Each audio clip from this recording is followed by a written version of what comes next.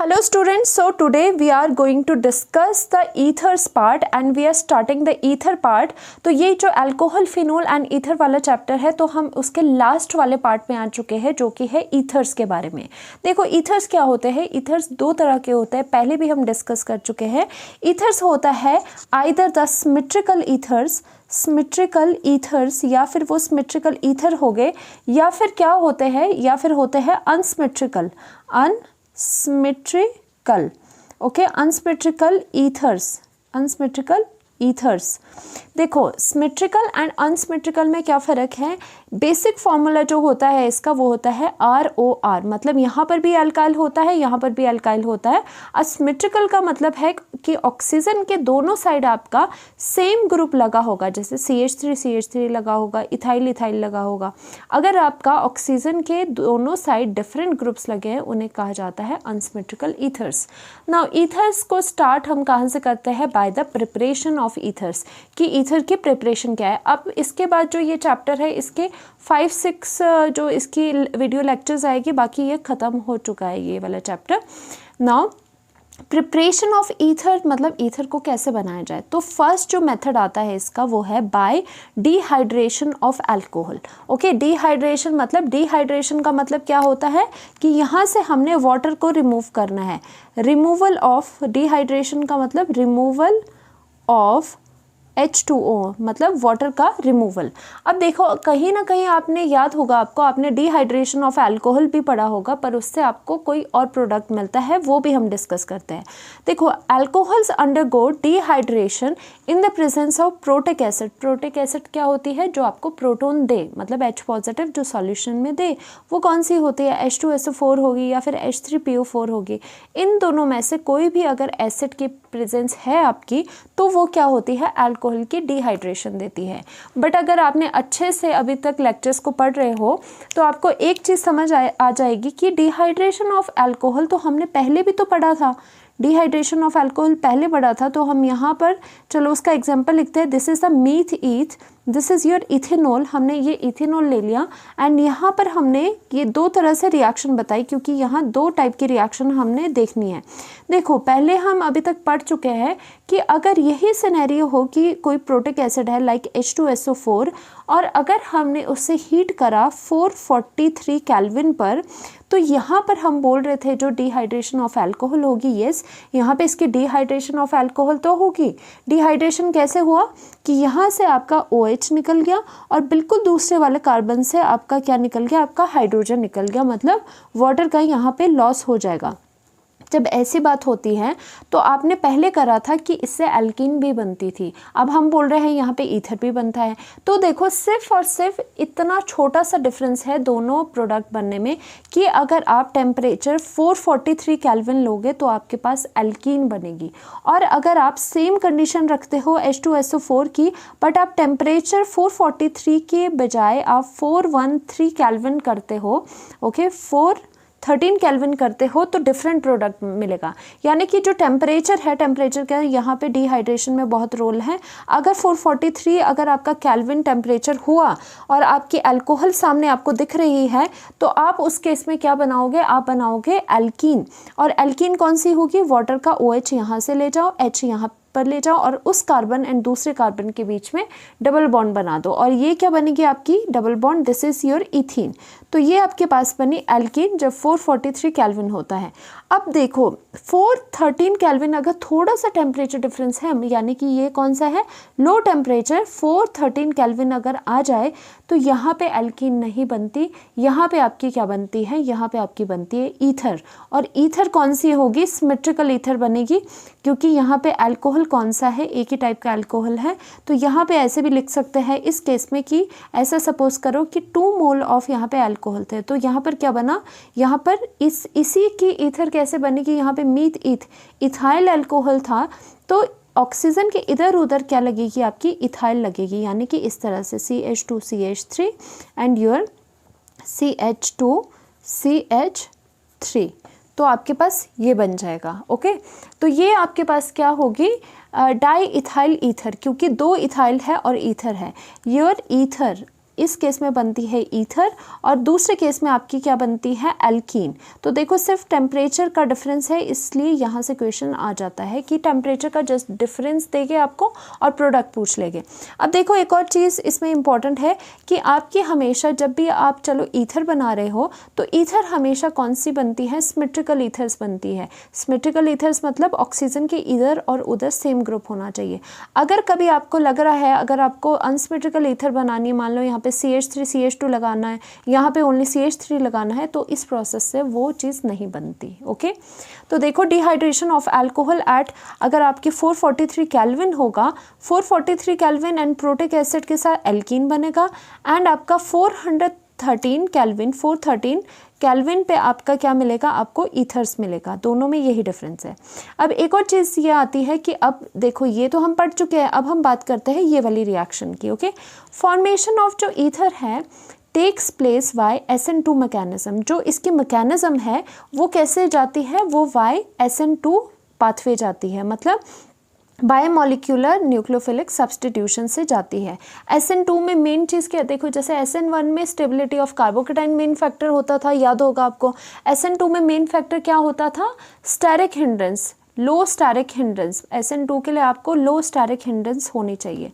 इसीलिए एक और इम्पॉर्टेंट पॉइंट मैं बताने जा रही हूँ कि अगर यहाँ से अल्कोहल से आपको ईथर्स बनाना है तो देखो एक कंडीशन क्या है कि आपका जो टेम्परेचर होगा वो लेस होना चाहिए। टेम्परेचर शुड बी लो, कितना लो, 413 केल्विन। और दूसरा क्या होता है कि जो ये एल्काइल ग्रुप है अल्कोहल का, वो आपका क्या होना चाहिए, लेस स्टेरिकली हिंडर्ड होना चाहिए, मतलब लेस क्राउडिंग इसमें होनी चाहिए। तभी क्या बोला जाता है कि ये रिएक्शन ओनली कौन देते हैं, प्राइमरी अल्कोहल ही ये रिएक्शन देते हैं। अगर यहाँ पे सेकेंडरी या टर्शियरी अल्कोहल होगा तो वो ये रिएक्शन कभी भी नहीं देंगे, चाहे टेम्परेचर कुछ भी है। ये जो 2 डिग्री एंड 3 डिग्री अल्कोहल्स है वो रिएक्शन ऊपर वाली दे देंगे। तो इसका मतलब आपको क्या चीज़ें याद रखनी है जो मैंने बताई कि primary alcohol gives best preparation of ethers. देखो जो प्राइमरी अल्कोहल है वही मेनली आपके क्या देते हैं, इस प्रोसेस से ईथर्स देते हैं बाय डिहाइड्रेशन। बिकॉज क्यों ऐसा क्यों है, इसका भी रीज़न है क्योंकि जो रिएक्शन है वो SN2 मैकेनिज्म से हो रही है और SN2 मैकेनिज्म में आपका मेन फैक्टर होता है steric hindrance should be less. आपकी जो स्टेरिक हिंड्रेंस है वो कम होनी चाहिए। तो स्टेरिक हिंड्रेंस सबसे कम होती है प्राइमरी अल्कोहल्स की। तो इन नट शेल जो आपको याद रखना है इन दिस केस कि अगर आपको ईथर बनाना है किससे, अल्कोहल से, वाई द डिहाइड्रेशन, तो 2 चीज़ें उसके लिए होनी चाहिए। सबसे पहले तो देखो टेम्परेचर शुड बी लो, और वो कितना लो होना चाहिए, 413 केल्विन के अराउंड होना चाहिए, तब आपकी क्या बनेगा, अल्कोहल से ईथर बनेगा। दूसरी चीज़ alkyl group is less hindered. जो आपका अल्कोहल है उसमें जो अल्काइल ग्रुप है वो लेस हिंडर्ड, लेस क्राउडेड होना चाहिए, यानी कि ये 1 डिग्री अल्कोहल ही ये रिएक्शन देते हैं, 1 डिग्री अल्कोहल ही ये रिएक्शन देते हैं। और तीसरी चीज़ क्या थी कि सिमेट्रिकल अल्कोहल बनेंगे हमेशा, सिमेट्रिकल ईथर्स बनेंगे हमेशा। तो ये चीज़ है जो आपको इतना सारा अभी तक बोला, ये दोनों चीज़ें हैं कि लो टेम्परेचर एंड जो अल्काइल ग्रुप है वो लेस हिंडर्ड होना चाहिए, यानी कि only 1 degree alcohol will give this kind of reaction to give your ether. Now note, अगर डिहाइड्रेशन ऑफ मान लो सेकेंडरी अल्कोहल 2 डिग्री अल्कोहल आया या फिर 3 डिग्री अल्कोहल आया, मतलब यहाँ पर आपने 1 डिग्री अल्कोहल की जगह 2 डिग्री एंड 3 डिग्री अल्कोहल लिखा है और रिएक्शन आप इसी पाथवे से यही रिएक्शन कंडीशन आप दे रहे हो, तो ये आपको मैंने बताया था कि ये रिएक्शन सिर्फ 1 डिग्री अल्कोहल देते हैं, तो ये रिएक्शन पाथवे नहीं होगा। रिएक्शन आपकी कहाँ चले जाएगी, रिएक्शन आपकी एल्कीन की तरफ जाएगी अगर यहाँ पर 2 डिग्री या 3 डिग्री अल्कोहल होता है, हमेशा याद रखना। Okay, now dehydration of 2 degree 3 degree alcohol will not give ethers. In that case, कभी dehydration अगर ये केस आ गया, in that case elimination of alcohol happens and we will get alkene. तो हमें alkene मिलेगा। इसका मतलब 2 डिग्री 3 डिग्री अल्कोहल की dehydration at any condition will give alkene. अगर 1 डिग्री अल्कोहल होगा, 1 डिग्री अल्कोहल में भी आपके पास केसेस हैं कि आपके पास लो टेम्परेचर होना चाहिए तभी जाके आपका ईथर बनेगा। देखो कितनी कंडीशन लगा दी ईथर बनाने के लिए। इसलिए ईथर की प्रिपरेशन करनी है तो आपको भाई इतने सारे स्टेप्स तो याद में रखने ही पड़ेंगे। Now we will discuss its mechanism, क्योंकि आपके पास मैकेनिज्म देखो इम्पॉर्टेंट है, क्योंकि आपके एनसीईआरटी में बिल्कुल आपकी लिखी गई है। तो दिस मैकेनिज्म इज इम्पॉर्टेंट, किसकी? Dehydration of the alcohol to give your ethers, क्योंकि ईथर्स आपको कब मिलेगा? जब आपका 1 डिग्री अल्कोहल होगा एंड आपका जो टेम्परेचर है that should be low. In this reaction alcohol firstly act as a substrate. देखो ये जो मैकेनिज्म है उसमें हम क्या चीज़ें करने वाले हैं, पहले तो जो अल्कोहल होगा वो एज अ सबस्ट्रेट एक्ट करेगा। देखो सबस्ट्रेट क्या होता है? जिस पर कि आके कोई बाहर से स्पीशीज़ अटैक करती है या फिर बाहर से रिएक्शन करती है, जो बेस होता है आपका रिएक्शन का, वो उसे कहते हैं सबस्ट्रेट। पहले तो अल्कोहल बाहर आपका सबस्ट्रेट एक्ट करेगा, यानी कि उसमें बाहर से H पॉजिटिव आएगा, मतलब प्रोटोनेशन उस पर होगी। दूसरे स्टेप में वही ये जो अल्कोहल है, दूसरा उसका मॉलिक्यूल बोल सकते हैं, ये अल्कोहल क्या एक्ट करेगा? As a nucleophile. तो आपको पता होना चाहिए इन 2 स्टेप में अल्कोहल 2 अलग अलग क्या है, इसकी अपनी रोल प्ले कर रहा है। देखो फर्स्ट स्टेप में जो आपका अल्कोहल है उसकी प्रोटोनेशन यानी कि H पॉजिटिव का लगना, तो इसमें क्या होगा? प्रोटोनेशन यहाँ पर जो ये अल्कोहल है ये एज अ क्या लग रहा है? एज अ सबस्ट्रेट यूज़ हो रहा है। सबस्ट्रेट मतलब इस पे आके रिएक्शन करवाई जा रही है, इस पे आके क्या है? चेंजेस हो रहे हैं, एज अ बेस ये रिएक्शन का है। तो इसमें प्रोटोनेशन कैसे होती है? H पॉजिटिव आपको प्रोटिक एसिड से मिला है, जैसे सल्फ्यूरिक एसिड आपने ली है। H positive is very deficient और आपको यहाँ पे इसके लोन पेयर दिख रहे हैं। तो इस केस में क्या होगा कि ये जो H पॉजिटिव है उसको ये इलेक्ट्रॉन्स दे देंगे, इसको अगर इलेक्ट्रॉन दे देंगे तो ये एक प्रोटोनेटेड स्पीशीज़ बनाएगा। देखो प्रोटॉन जाके इस पर लग जाएगा, ऑक्सीजन, हाइड्रोजन एंड ये हाइड्रोजन, एंड यहाँ पर क्या होगा? ऑक्सीजन ने अपने इलेक्ट्रॉन इससे दिए हैं, तो ऑब्वियसली ऑक्सीजन पर क्या आएगा? ऑक्सीजन पर आपका पॉजिटिव आ जाएगा। ओके, नेक्स्ट स्टेप में क्या होगा? नेक्स्ट स्टेप में अब आपने प्रोटोनेशन तो कर दी, और नेक्स्ट स्टेप में आपका क्या होगा? एक और अल्कोहल, इसी का जो मॉलिक्यूल होगा वो दोबारा से क्या होगा? वो दोबारा से एज अ न्यूक्लियोफाइल आपका एक्ट करेगा। न्यूक्लियोफाइल किस तरह से एक्ट करेगा वो भी आप देख लो। अब यहाँ पे क्या है? हम लिख सकते हैं ये एज न्यूक्लियोफाइल, एज यहाँ पे ये न्यूक्लियोफाइल अल्कोहल एक्ट कर रहा है। अब क्या करेगा कि ये जो आपका प्रोटोनेटेड कंपाउंड बना था इसके साथ ये अलग से न्यूक्लियोफाइल की तरह ये अल्कोहल आपका अटैक करेगा। ना ये जो बना था आपके पास प्रोटोनेटेड, देखो प्रोटोनेशन का बेसिक मतलब क्या क्यों होता है, प्रोटोनेशन क्यों करवाई जाती है? आप बहुत जगह देखते होंगे रिएक्शन में प्रोटोनेशन हो रही है। प्रोटोनेशन जस्ट इसीलिए करवाई जाती है सो दैट जो आपका सबस्ट्रेट है, स्टार्टिंग मॉलिक्यूल है, उसे थोड़ा एक्टिवेट किया जाए। देखो हो गया ना ये एक्टिवेट की, यहाँ से इसने इलेक्ट्रॉन्स दिए, यहाँ पे पॉजिटिव आ गया। अब पॉजिटिव आ गया, आगे जाके इसने न्यूक्लियोफाइल के साथ रिएक्ट करना है, तो जितना नेगेटिव है वो उतने पॉजिटिव को अट्रैक्ट करेगा। तभी तो यहाँ पे डेफिशिएंसी लाई गई, तभी तो यहाँ पे प्रोटोनेशन से उसे क्या करा गया? एक्टिवेट करा गया। ना जो अल्कोहल है अब क्या एक्ट कर रहा है? एज अ न्यूक्लियोफाइल, यानी कि वो क्या करेगा? वो अटैक करेगा जहाँ पर आपका क्या है, जहाँ पर आपका डेफिशिएंसी है। ये क्या होता है? आपने सुना है यहाँ पर, अभी तक तो इतना एक्सपीरियंस हो गया होगा आपको पढ़ के, कि जहाँ पर ये वाला ग्रुप लगा है और आपका यहाँ से वाटर के निकलने की उम्मीद है, तो ये वाटर निकल जाता है पूरे इलेक्ट्रॉन्स को लेके। अब ये इलेक्ट्रॉन्स अगर ये बॉन्ड के इलेक्ट्रॉन लेके निकला है तो कार्बन पे क्या आएगा? कार्बन पे आपकी डेफिशिएंसी आ जाएगी। तो कार्बन पे अगर डेफिशिएंसी आ गई, जैसे पार्शियल हम यहाँ पे पॉजिटिव लिख सकते हैं, जब यहाँ से इलेक्ट्रॉन आगे गए तो कार्बन की अंडरस्टूड है कि कार्बन डेफिशिएंट हो गया, तो यहाँ पे ये एज अ न्यूक्लियोफाइल यहाँ पर इस कार्बन पर अब अटैक कर लेता है। तो यहाँ से शुरू होगी, थोड़ा थोड़ा आपको दिखने लग जाएगा कि आपको ईथर फॉर्मेशन शुरू हो चुकी है। ऑक्सीजन ने, क्योंकि अपना ऑक्सीजन कहाँ लगा? CH2 के साथ लगा, तो हम लिख सकते हैं CH2 एंड CH3, एंड ये साथ में क्या हुआ? ये यहाँ से वाटर मॉलिक्यूल निकल गया। एंड यहाँ पर देखो ये जो ऑक्सीजन ने इलेक्ट्रॉन्स दिए हैं यहाँ पर, और ये इसमें ऑक्सीजन ने अपने इलेक्ट्रॉन दिए हैं, तो यहाँ पर साथ में ऑक्सीजन के पास हाइड्रोजन भी है, और ऑक्सीजन ने इलेक्ट्रॉन दिए हैं, इसीलिए ऑक्सीजन क्या हो गया? खुद डेफिशिएंट हो गया, तो यहाँ पे O पॉजिटिव आ गया। ओके, समझ पा रहे हो ये चीज़? अब नेक्स्ट स्टेप आता है। नेक्स्ट स्टेप में आपका क्या हो जाएगा? इन द नेक्स्ट स्टेप ये जो आपका ऑक्सीजन पर पॉजिटिव वाली स्पीशीज़ बनी है, यहाँ से इसको स्टेबलाइज करने के लिए क्या होगा? देखो CH3 CH2 oxygen and hydrogen, and यहाँ से CH2 CH3 एंड यहाँ पर ये पॉजिटिव है। ओके, यहाँ पर क्या हो जाएगा कि इस पॉजिटिव को ख़त्म करने के लिए, ऑक्सीजन पे डेफिशिएंसी ख़त्म करने के लिए जो हाइड्रोजन है वो अपने इलेक्ट्रॉन क्या है, वो अपने इलेक्ट्रॉन इसे दे देगा और एज अ H पॉजिटिव बाहर को निकल जाएगा, एज अ H पॉजिटिव देखो बाहर को निकल जाएगा। एंड यहाँ पर क्या बनेगा, CH3 CH2 and oxygen and your CH2 and CH3, तो बन गया आपका ईथर। ठीक है, आपका यहाँ पे ईथर बन गया। तो ये मैकेनिज्म थे and this mechanism is very important. और जैसे हमने पहले कहा था, पहले स्टेप में अल्कोहल सबस्ट्रेट की तरह एक्ट करेगा, उसकी प्रोटोनेशन होगी। दूसरे स्टेप में वह अल्कोहल क्या एक्ट करेगा, एज ए न्यूक्लियोफाइल एक्ट करेगा। और जो ये मैकेनिज्म है, ये मैकेनिज्म थ्रू SN2 मैकेनिज्म है। ये SN2 का मतलब है कि आपका देखो SN2 हम यहाँ से भी देख सकते हैं। SN2 हम कैसे देख सकते हैं कि यहाँ से तो चलो यहाँ तक प्रोटोनेशन होगी, हम यहाँ से SN2 का पता लगा सकते हैं कि जैसे ही न्यूक्लियोफाइल आया वैसे ही लिविंग ग्रुप बाहर को निकल गए। तो ये आपकी SN2 रिएक्शन है। Okay, now note only symmetrical ethers, जैसे पहले बताया था मैंने, only symmetrical ethers like ROR same group होने चाहिए। Only these type of ethers can be prepared by this method. Unsymmetrical जो ईथर्स होते हैं can not be prepared by this method. अगर आप बनाना चाहो एक साइड कोई और ग्रुप, दूसरी साइड कोई और ग्रुप, वो कभी भी आपको नहीं मिलेगा इस मेथड से। Only symmetrical ethers are prepared, तभी तो हमने डाई इथाइल ईथर बनाया। तो आपको बता दूं, जैसे यहाँ डाई इथाइल ईथर है, सेम ग्रुप है, दिस कैन बी प्रिपेयर्ड। और यहाँ पर क्या है, एक जगह इथाइल है, एक जगह मिथाइल है, this can not be prepared by this method.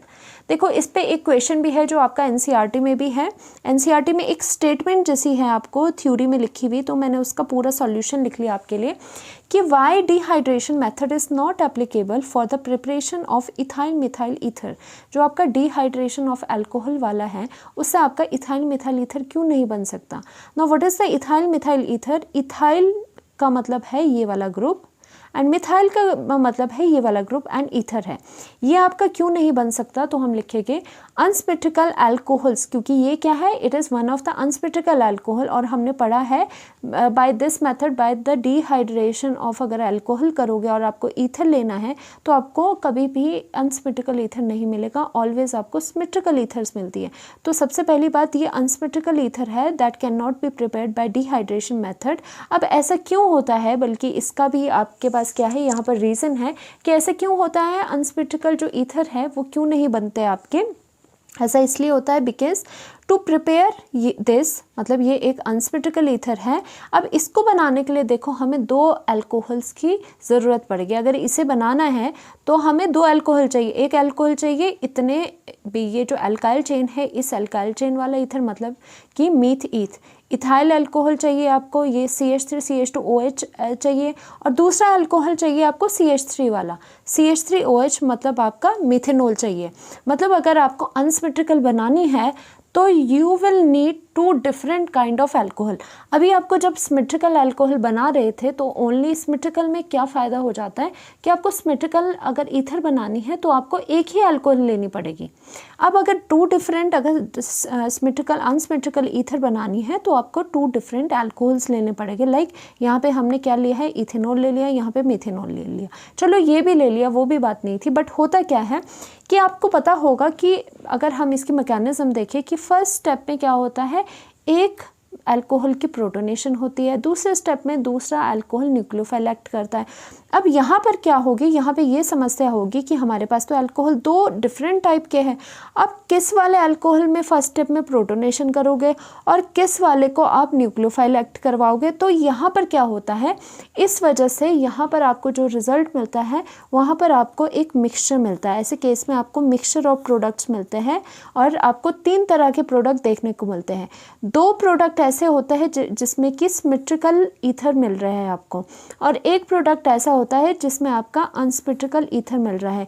जैसे कि अगर आप इसकी और इसकी रिएक्शन करवाओगे, इथेनॉल एंड मिथेनॉल की करवाओगे, तो आपको क्या मिलेगा, दो तो आपको मिल जाएंगे इसी के, डाई इथाइल ईथर मिलेंगे और डाई मिथाइल ईथर मिलेंगे, और तीसरा आपको क्या मिलेगा, अनसिमेट्रिकल, यानी कि एक जगह उसका इथाइल लगा होगा, एक जगह मिथाइल लगा होगा। तो यही बात होती है, इसी वजह से हम अनसिमेट्रिकल ईथर नहीं बनाते, क्योंकि बनाने का क्या फ़ायदा जब साथ में इतने सारे जो आपके मॉलिक्यूल्स हैं वो साथ में और बन रहे हैं, आपको बेसिकली एक मिक्सचर मिल रहा है, और mixture is not at all good, क्योंकि अगर मिक्सचर आपको बने वो आगे आपको क्या करना पड़ता है, उसको आपको एब्स्ट्रैक्ट करने में बड़ी दिक्कत आती है। आपका प्रोडक्ट वो होता है जो आपका मेजॉरिटी में एक ही बने, तो यहाँ पर तो मिक्सचर आपका बन रहा है, दैट इज़ वाई हम कहते हैं कि हमेशा इस मेथड से आपको क्या नहीं मिलते हैं, आपको अनसिमेट्रिकल ईथर्स नहीं मिलते हैं। तो यही रीज़न है आपको इथाइल मिथाइल ईथर क्यों इससे नहीं बनाया जाता है, अप्रोप्रिएट मेथड क्यों नहीं है। बनेगा तो बेशक बनेगा, बट देखो ना बहुत ही ज़्यादा मिक्सचर आपके पास यहाँ पे मिक्सचर ऑफ कंपाउंड्स मिलेंगे, जिसमें कि आपके दो सिमेट्रिकल ईथर्स होंगे, तीसरा जाके आपके पास ये अनसिमेट्रिकल ईथर होगा जो आपको बनाना पड़ रहा होगा। क्योंकि क्या होता है, both alcohols will be equally eligible for protonation, क्योंकि जो फर्स्ट स्टेप था आपका, ये फर्स्ट स्टेप था, उसमें क्या होती है, अल्कोहल की प्रोटोनेशन होती है। सेकेंड स्टेप में आपकी क्या होता है, ये अल्कोहल न्यूक्लियोफाइल एक्ट करता है। अब आपको ये नहीं डिसाइड कर पाओगे किसके आपने प्रोटोनेशन करवाया अल्कोहल की, किस अल्कोहल को न्यूक्लियोफाइल ले। तो ये क्या होता है कि बारी बारी से ये कुछ सबस्ट्रेट एक्ट करता है, कुछ न्यूक्लियोफाइल एक्ट करता है, तो अल्टीमेटली आप ये याद रखो कि आपको मिक्सचर मिलता है। इसी वजह से आपको क्या है, अनसिमेट्रिकल ईथर्स आपको नहीं मिलते हैं। यहाँ पर अनसिमेट्रिकल ईथर्स है, ओके, अनसिमेट्रिकल ईथर्स इसीलिए आपको नहीं मिलते हैं। सो होपफुली आपको ये चीज़ क्लियर होगी। बस आपको ये याद रखना है इसमें कि अगर आपको डिहाइड्रेशन ऑफ अल्कोहल से ईथर चाहिए, सबसे पहली चीज़ लो टेम्परेचर रखो। दूसरी चीज़ मेनली प्राइमरी जो अल्कोहल्स है जिसमें स्टेरिक हिंड्रेंस कम है, उन्हीं के ये ईथर्स बनाता है। तीसरी चीज़ ये ओनली सिमेट्रिकल ईथर्स बनाता है, अनसिमेट्रिकल ईथर्स नहीं बनाता है। Thank you so much.